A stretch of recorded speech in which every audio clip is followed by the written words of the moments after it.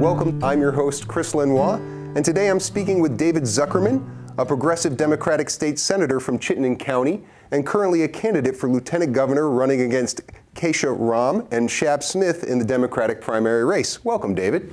Well, thank you for having me, Chris. Appreciate being here. Yeah, well, you and I have had a chance to sit down a couple of times on my radio program back in March and the evening prior to the taping of this at the Lieutenant Governor's Forum hosted by the Windham County Democratic Committee up in Bellows Falls. So I've learned quite a bit about you at a couple of visits that we've had together, but want to assume that some people out there may not have listened to my show or may not have been at that.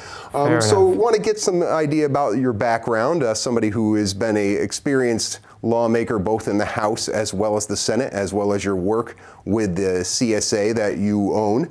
And I guess let's start with what's relatable in terms of your experience as a lawmaker, as a farmer, to the constituents here in Windham County. Well, certainly as a farmer, I think I can relate to people all over the state. Throughout the state, we have a rich agricultural and forestry heritage. And as someone who's now started a farm in 1999, went from 2 acres of production, now we produce 25 acres of vegetables, about 50 pigs a year, about 1,000 chickens, which we slaughter ourselves on the farm. I think that's something that when folks work with their hands, they can connect with as someone else who does so. And especially in the agricultural sector, as with many small businesses, finding efficiencies, being productive, doing your work well, producing a quality product. I think those things all matter in state government as well. And we need to make sure we provide services in state government efficiently and productively, that we provide a good, quote, product for our citizens, whether it's our encounter with the Department of Motor Vehicles getting our driver's license, or whether it's someone needing services through Department of Children and Families, or food stamps, or business assistance in how to develop a business or get through some of the regulatory hurdles. So, you know, understanding how a business works, as well as understanding, you know, my life as a family person. I've got a daughter, and what people have to go through in terms of finding childcare and safe childcare and affordable childcare are all things that are related to everyday lives. And to me, living and working in everyday Vermont, and then reflecting that in the legislature, I think is what Vermont is long known for, is a citizen legislature where people from all walks of life can run and serve. Yeah, and continue to work at things that you love working at, like, and I'll plug your CSA, Full Moon Farm, and the work you do up there, as well as serving in the legislature. Now, you are still currently a member of the Agriculture Committee? I am. So in the Senate, you serve on 2 committees. I am Vice Chair of Agriculture in the Senate. I actually was Chair of Agriculture in the House for 4 years. And then my other committee that I serve on is the Education Committee, which I've been on that for the last 4 years as well. Yeah. Was that a conscious decision, or did they say, okay, you're somebody who has this experience? I mean, you have an opportunity, obviously, to have some autonomy in terms of what committees you serve on, and wondering about your thought process and trying to be well-rounded as a lawmaker, as well as kind of deal with things in your bailiwick. Well, you do request of the most bureaucratically named committee out there. It's called the Committee on Committees. And one of the roles as Lieutenant Governor is to serve on that committee. There's 3 people that then do choose where you go. So as a legislator, senator, I put in my requests, but it's up to them where they put me. I did ask for agriculture, and specifically even asked for Vice Chair of Agriculture. I knew Bobby Starr was the chair, and I wasn't going to ask to bump him out. You don't want to go beyond your reasonable asks. And I said I'd be willing to serve on any afternoon committee if I could get that chair and the Vice Chair in the morning. And that's sometimes how it works, if you're more flexible in one way to help them fill out the committees where they need folks. But I'm very happy to serve on education. Education is a critically important part of our society. A lot of folks talk about our education system needing to develop people for the workforce. I happen to think our education system is needed to help level the playing field for people from all kinds of different backgrounds to be able to have opportunities in their future, whether that's workforce or community service, public education, all kinds of opportunities. And really, our education system should be about developing well-rounded individuals who are critical thinkers. And that way, they will move forward in society in a productive way. And so lending that voice into the Education Committee has been a lot of fun as well. I did want to ask you about that Committee on Committees, obviously being Lieutenant Governor. 3 people making these decisions on some pretty influential opportunities for lawmakers out there.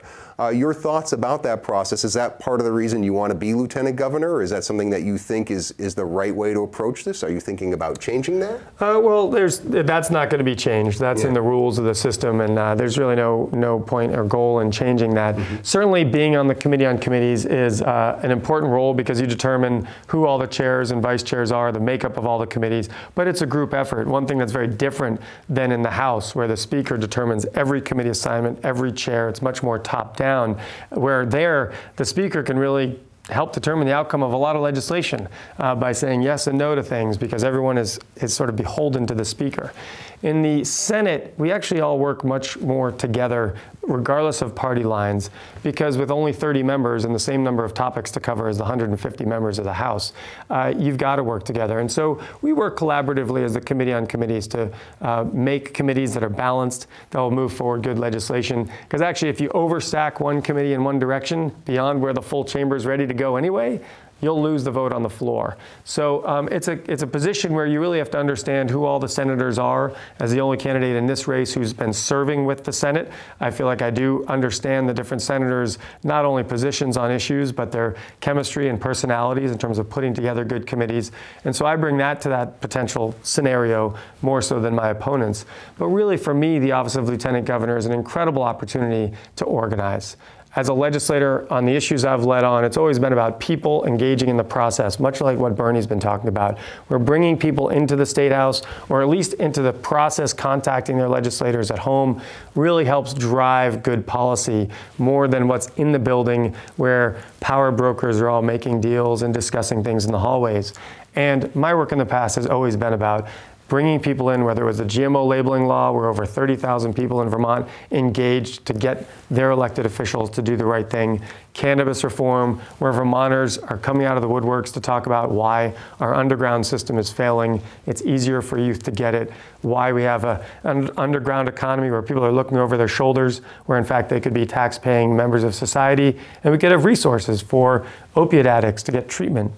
So those kinds of conversations happen and I think can be fostered with an active lieutenant governor who goes around the state and brings people into the process, invites people into the lieutenant governor's office, helps them talk to their legislators. So the real shift for me and what I see that office being capable of doing is far more issue advocacy, and really even more than that, constituent advocacy, bringing people in. Yeah. Well, but we're in the primary process right now, and one distinction between you and your competitors in the process is the progressive Democrat label, representing that party as well as running in the Democrat primary. That's right. And do you see an opportunity there to forward more progressive agendas, maybe put more members of the Progressive Party on committees if they are elected to the Senate? Well, everybody is, each member of the Senate, each senator is assigned to 2 committees. So it's really up to the voters across the state as to who they elect into the Senate to then be the members that we then assign around.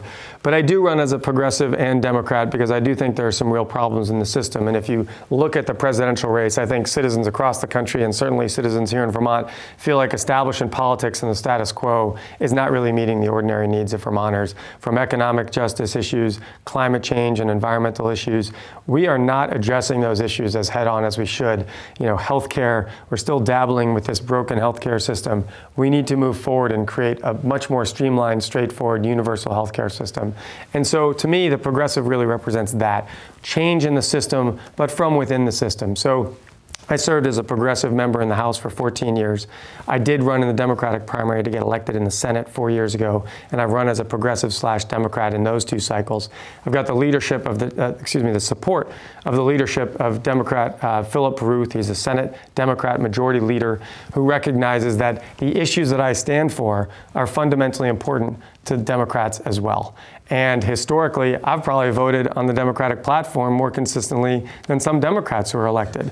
And part of why the Progressive Party exists is to be more clear about where you stand on issues. And granted, the Democratic Party stands for very good issues in their platform, but sometimes when it comes to votes, not all the votes are there. And so folks don't always know what they're getting with a straight D label. By running with both, people know what end of the spectrum I'm on. I'm on the Bernie Sanders end of the Democratic Party spectrum. I'm pushing the envelope on important critical issues of the day, economic justice, minimum wage, livable wages. I was there when we voted for paid sick leave this spring. I had the opportunity that very day to be in Washington, D.C. lobbying on genetically engineered labeling laws because we in the state were the first in the country to do that. I was a leader on that in the Senate. They invited me down to Washington to talk with lead senators who are trying to change our law. But I recognized that day we were going to have a vote on paid sick leave, and I stayed because it was a 15-14 vote. So my vote and staying to represent working Vermonters trying to get a couple of paid days out of the year when they're working hourly wages, if their child is sick or if they're sick, I was there to support that. So pushing and fighting for workers and the environment and universal health care are the kinds of things that I would be pushing the envelope on. Well, and that message is clearly resonating with people here in Vermont. At the beginning of June, you were endorsed by the Vermont State Employees Association as well as the Vermont Labor Council. You and I have had a couple of conversations in the past about your work in agriculture, but how you really see that as a business growth area. Do you think that was what appealed to these unions? Well, I think what appealed to those unions has been my steadfast work over the last 18 years. I helped form the Working Vermonters Caucus, which is now a caucus in the legislature of members of the House and senators who band together as a caucus saying working Vermonters issues are a priority. And so when the budget is being hacked away at certain worker protections or resources for workers or health care, those issues or policy issues around workers, that group will stand together. And I have to say, before that formed, we would sometimes get 15 or 20 or 30 legislators to either sign a letter or vote for amendments that were pro-working Vermonters. Now with that caucus, we're up to 50 or 55, and there are times when leadership won't bring bills out because they recognize the fight that's going to ensue when they're taking away rights of workers or when they're pushing against average, ordinary Vermonters' economic circumstances. So forming that caucus and working with that caucus over the years, building that to be larger numbers, those are the kinds of things that I think those labor folks recognized in my work. I've also stood with workers on picket lines. I helped provide food to Verizon workers a number of years ago, or Fairpoint workers, excuse me, when they were on strike around Thanksgiving. We donated about 400 pounds of sweet potatoes and butternut squash so that their Thanksgiving dinner could be a Thanksgiving dinner while they were really pinching their pennies because they were on strike. So I've stood with workers against when they've been fighting with corporate leadership at Wall Street companies to say workers deserve fair pay for their work. So I think those groups recognize my work, not just because I work every day. Right now campaigning, I'm still working 50 to 60 hours a week on my farm. That's down from the 90 that I would normally do this time of year. But both of my opponents have taken time off, 3 months to 9 months from their jobs. And I think folks who are in the working world recognize that having someone in that office who's also in the working world and can't afford just to take 3 to 9 months off to run for office is some of the reasons why I got those endorsements. Yeah. Well, now those two organizations also endorsed Matt Dunn, governor, and I want to talk to you about each of the Democratic candidates for governor. But first, Matt Dunn, I mean, talk about him in regards to your political alignment. Well, I've actually served with Matt, Peter, and Sue Minter. I served with Matt and Sue in the House, and I served with Peter in the Senate. And Matt and I, in fact, all of us go back a long way and have a good relationship. I'd be more than honored to serve with any of the three of them. I ultimately would be honored to serve with Phil Scott if he ends up winning. But I will do my best to make sure whoever of those three wins the primary becomes our next governor, because we really need to keep moving forward. When we're seeing what's happening in Florida a couple days ago, the incredible tragedy, or what's been going on in North Carolina where they're attacking our transgender brothers and sisters and prohibiting the bathroom access issues, we need a state like Vermont that is very solid in our core values to represent moving forward into the future, where people work together and embrace all of our diversity and embrace our cultural diversity, our racial diversity, all of our sexual orientations.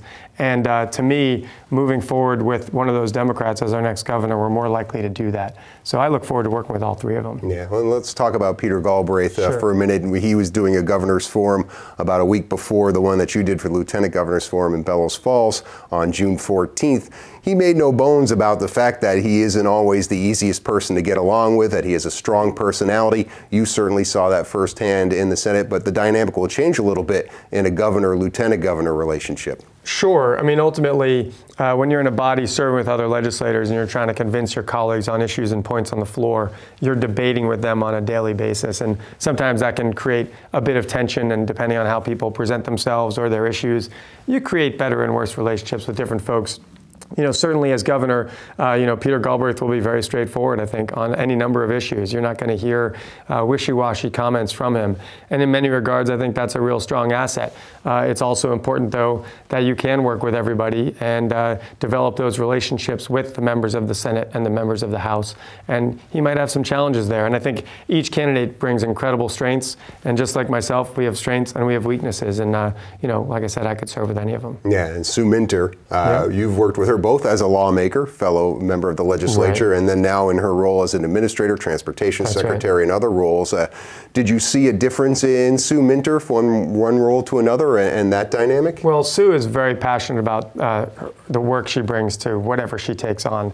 I remember early on in this campaign, we had a broomball tournament in Waterbury at their Winterfest, and they brought together all the gubernatorial and lieutenant gubernatorial candidates on one team, Republican, Democrat, and otherwise, against some local folks. And it was pretty clear amongst all the candidates that Sue Minter and I are the most sporty and sports-oriented, but also competitive in that regard. And she and I were somewhat running around circles around others, although almost to a fault. I think she took one spill, and it was a pretty good hit to the head, although she had a good helmet on. So she goes on full bore in what she's doing, and that was true in the House and in the Senate. And her work with the recovery from Irene and her work in transportation, trying to create more alternatives for people, were all very positive things, and I really have a lot of respect for the work she's done as well. I hope in this campaign she can get a little more bold on some issues that are out there. So again, all three have great traits and a few things that I could quibble about, but I'd be happy to serve with any of them. Well, the question came up at the June 14th forum about working with Lieutenant Governor Phil Scott, should he be elected, and you all felt like you had a good enough relationship working with him. Certainly that's somebody you have worked with closely. Oh, absolutely. I mean, Phil Scott, does embody the let's all work together and figure it out mentality that I think is prevalent throughout Vermont. His issues and mine are a bit different, and so as Lieutenant Governor, if he's governor, odds are I will be respectfully challenging him on a number of issues and positions to try to help the discussion throughout the state move forward, which would be more the direction I think the legislature would be moving than maybe where the administration's positions would be on some issues were he to be governor. But being on a different side of an issue and doing it respectfully is something that I have done for a long time and continue to be able to do and look forward to doing if he ends up being the governor. Yeah, that's something the more I've learned about Vermont politics and this dynamic of the lieutenant governor being elected separately than the governor versus a ticket, I think really does help sort of facilitate better conversations. Now, there is another Republican running for governor, Bruce Lenois. Granted, he's trailing Lieutenant Governor Phil Scott in a lot of different polls, but there is a long shot chance that you could be working with him as well, somebody who would be very diametrically opposed to a lot of the policies that you're putting forth. Sure.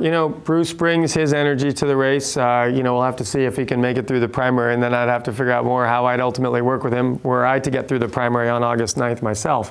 But ultimately, Vermont has a long tradition of people working together across party lines, and the electoral process is one thing, and serving is another. And in fact, I would say the House is somewhat more partisan than the Senate in that regard, having served in both uniquely as the only candidate in this race who has served in both chambers.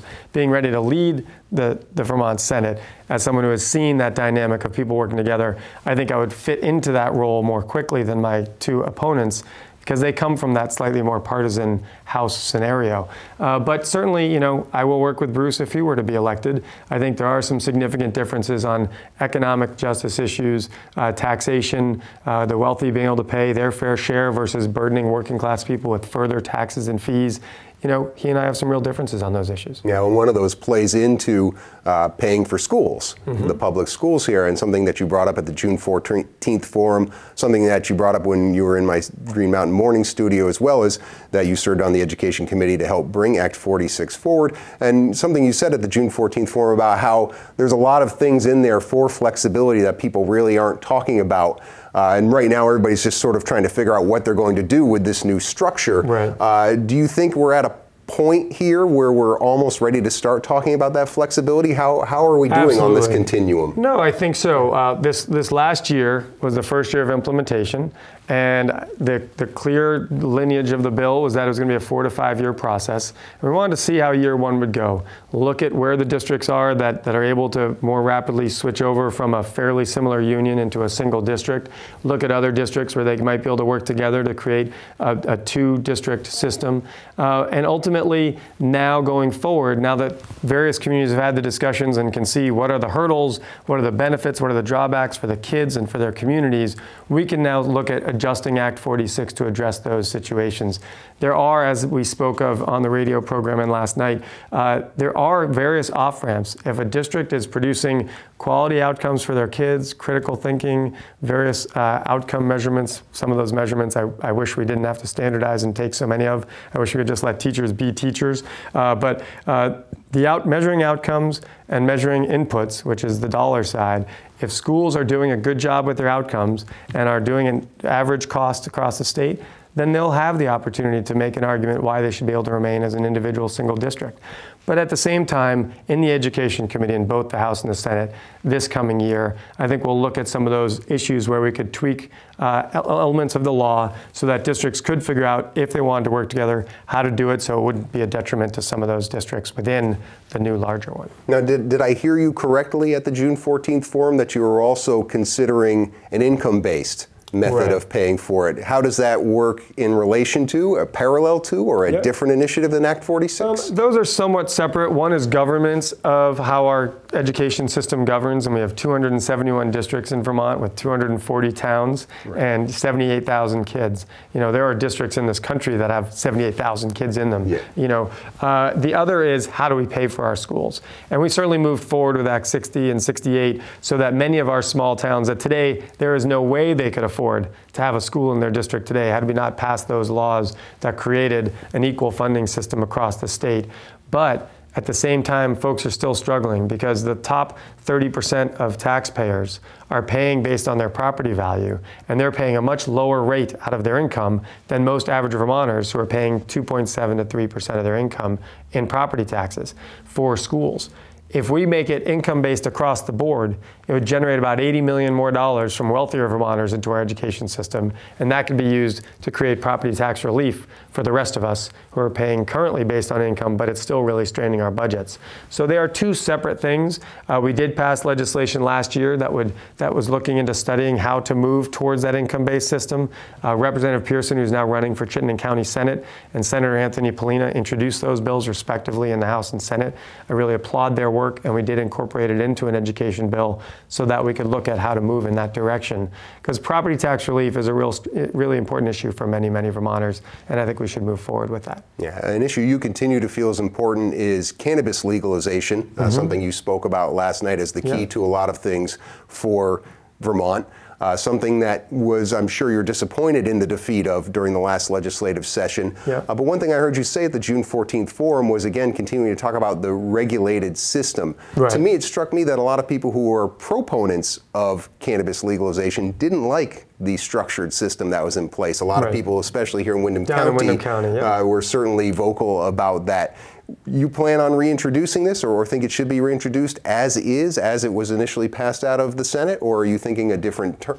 Well, ultimately, as Lieutenant Governor, you don't get to introduce bills. So I would hope one of my colleagues would. But Representative Pearson, who's running for the Senate, had introduced it in the House. I'm sure he would in the Senate. Senator Sears from the next district over, I know, is now a strong proponent and has really, you know, as a political figure, I really have to give him a lot of kudos because he was not supportive. And then he looked at the facts. And many of my two opponents are still very cautious and slow on this issue. But when you look at the facts that today it is fully accessible for teenagers, easier to get than alcohol, which is done through a regulated system where you have to show ID to buy it. Drug dealers don't care about an ID. They're going to sell you cannabis, whether it's laced with herbicides and pesticides, whether it's moldy, whether it's got some other drug in it. If they're out of that, they might offer you some other drug to take. There's no health information, you know, that's given out with it or available in the store. You know, to me, bring it above board into a regulated environment where we actually would have resources for education, treatment, prevention, law enforcement for helping with drunk or drugs drivers on the roads. You know, all those things are important. But the bill that I introduced, S95, also had home grow, which was really the big issue that I think some folks down here were concerned about. Just like you can brew your own beer. You know, if you want to grow a couple of your own plants, I'm okay with that. So home grow for those people that have a green thumb and want to grow, just like some people grow their own vegetables. At the same time, if you want to go out and buy beer, you buy it at a regulated place, you show an ID, there's an age requirement, you know the strength of it, whether it's 3.2% beer, 6.4% beer, 13% wine, or spirits. In a regulated environment, you know what you're getting. And I think that's critically important going forward. People say, well, cannabis today is so much stronger than it was 15, 30 years ago. Well, right now it's stronger in the underground system. So why wouldn't we bring it above board so people know what they're getting? And ultimately, it would be an economic resource for the state. I think we would draw tourists in, we would have more skier visits, that's rooms and meals taxes, that's chamber jobs, chambermaid jobs, that's hotel and lobby jobs, that's restaurant jobs, that's gas taxes. We would have resources then put into economic development in other parts of the state. Broadband in our rural communities, weatherization, affordable housing, higher education. You think there's that much revenue in cannabis legalization? The RAND report indicated that there was, just from in-state consumption, $20 to $70 million in potential economic revenue. And that doesn't include out-of-state visitors either purchasing cannabis and directly adding to that revenue through the tax on cannabis, or the rooms and meals taxes and the jobs created by people staying in Vermont for the weekend. I mean, we are proud of people coming to Vermont to visit 3 or 4 or 5 microbreweries and this incredible industry we have. And yet we're scared of cannabis. I mean, we're a very dualistic way of thinking, because right now it's legal, therefore it's bad. Instead of saying, wait a minute, let's judge what does cannabis do to people? What does alcohol do to people? And in fact, I would argue cannabis often has less harm, not no harm. There's real challenges out there with cannabis for some people. But for those for whom there are challenges from alcohol or cannabis or opiates for that matter, it's a health problem. And let's put resources into helping people deal with that health problem. And then for those of us out there who recreationally go out and drink a beer a couple nights a week or a glass of wine with a spouse or partner, or want to have a smoke on a Saturday night, is that really such a big deal?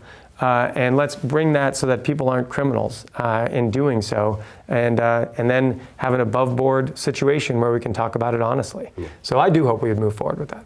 We're getting close to the end, but I'd be remiss if I didn't ask you about another thing that you differentiated with your 2 competitors in the primary race during the June 14th forum, and that was a question I asked about moving to the federal exchange. Right. As everybody seemed to agree that there is still a path towards universal health care, both Shap Smith, Keisha Ram talked about, yeah, the federal exchange is out there as an option. You were much more emphatically against that idea. I think about, again, when we talk about costs and risk pools and things like that, Vermont being too small to really make healthcare affordable without a bigger risk pool. But I just wanted to give you a chance to elaborate on what you're thinking. I mean, we have a risk pool of 600,000 people. There are many, many businesses. Less than that when you think about people who are insured through their companies. Fair enough. And if you look at many companies around the country, they are much smaller than that and self-insure, or captive insurance, which actually Vermont is the captive insurance capital in the country. Yeah. So a risk pool of 600,000 people, if we were all in one universal system, we have plenty of people to do that. The question about the federal exchange versus state exchange is, what are the costs of doing so? The federal exchange, you actually get a lower rate of reimbursement, I believe, from the federal government to help reduce folks' bills. And so on the one hand, you know, it may be a more efficient system right now. I would rather we fix the system we have and just take out the people that have been working on it and say, okay, with that much money, you're done. In fact, we should sue some of them to get some of the money back. It is ridiculous that it costs $200 million to put together a system to manage a state the size of Vermont, when the same amount of money, as one of my opponents said, was spent in California, and they have a working system.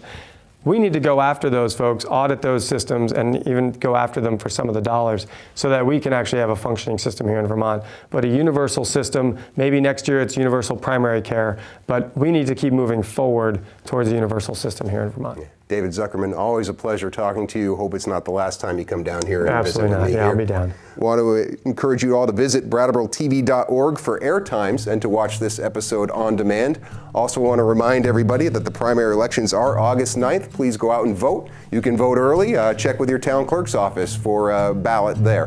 Thank you very much. Have a good day. Thank you.